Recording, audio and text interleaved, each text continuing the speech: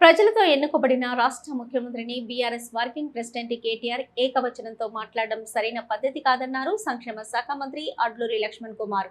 హైదరాబాద్ లో కేటీఆర్ మాట్లాడిన మాటలకు మంత్రి అడ్లూరి కౌంటర్ ఇచ్చారు. జగిత్యాల జిల్లా బుగ్గారం మండలంలో పర్యటించిన ఆయన చిన్నాపూర్లో 20 లక్షల వ్యయంతో నూతనంగా నిర్మించనున్న గ్రామ పంచాయతీ భవన నిర్మాణానికి భూమి పూజ చేశారు. అనంతరం బుగ్గారం సాంబశివ ఆలయాన్ని సందర్శించి ప్రత్యేక పూజలు నిర్వహించారు. ఆ తర్వాత యశ్వంతరావుపేటతో పాటు సేకళ్ల గ్రామంలో పర్యటించి పలు అభివృద్ధి కార్యక్రమాల్లో పాల్గొన్నారు.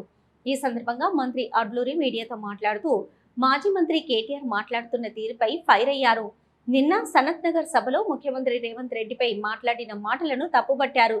తాము అమలు చేస్తున్న సంక్షేమ పథకాలను చూసి ఓర్వలేకే తప్పుడు మాటలు మాట్లాడుతున్నారని మండిపడ్డారు.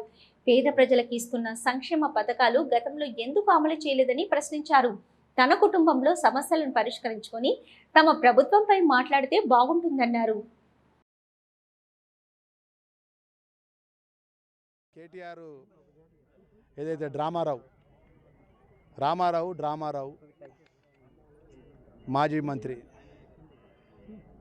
ముఖ్యమంత్రి, ఒక ప్రజలతో ఎన్నుకోబడ్డ, రాజ్యాంగపరంగా ప్రజలతో ఎన్నుకోబడ్డ ముఖ్యమంత్రి గారిని పట్టుకొని మేము చేసిన పనులంటే ఇందిరమ్మ వాళ్ళు చేసిన పథకమా, రేషన్ కార్డులు వాళ్ళు చేసిన పథకమా, సన్నబియ్యం వాళ్ళు ఇచ్చిన పథకమా, 200 యూనిట్ వాళ్ళు ఇచ్చిన పథకమా, ఇవాళ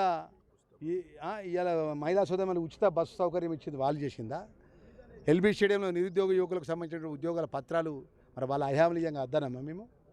వాళ్ళు అదేవిధంగా సభలు ఏర్పాటు చేసి నియామక పత్రాలు మరి వాళ్ళు ఇవ్వచ్చు కదా, వాళ్ళు ఇందిరమ్మ ఇల్లు ఇవ్వచ్చు కదా, రేషన్ కార్డు ఇవ్వచ్చు కదా, సన్నబియ్యం ఇవ్వచ్చు కదా, 200 యూనిట్ కరెంట్ ఇవ్వచ్చు కదా.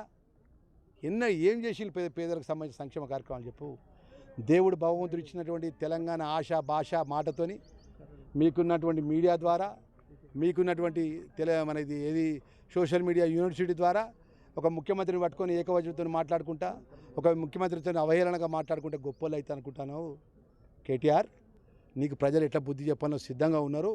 నువ్వు అనుకుంటున్నావు, నువ్వు భ్రమ పడుతున్నావు. ఫస్ట్ నీ ఇల్లును సక్కా చేసుకో.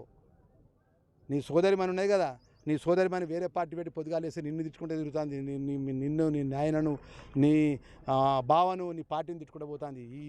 ఇంత మోసగాళ్ళు ఎవరు లేరు, మా నాయన చుట్టూ మోసగాళ్ళు చేరిండ్రు, మా నాయనను నట్టెట్ట ముంచిల్లు అని చెప్పి మాట్లాడుకుంటూ తిరుగుతాను. ఫస్ట్ నీ ఇల్లు సక్కా చేసుకో, నీ ఇల్లును నీ పార్టీని సక్కా చేసుకొని అప్పుడు మాట్లాడు.